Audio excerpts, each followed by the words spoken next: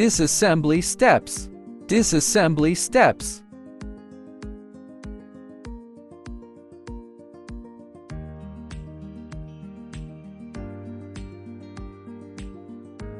Remove the fixing screws.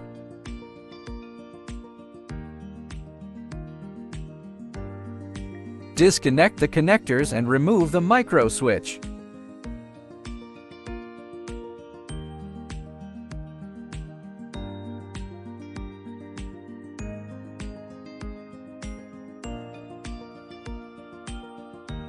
Installation steps. Install a new one in sequence.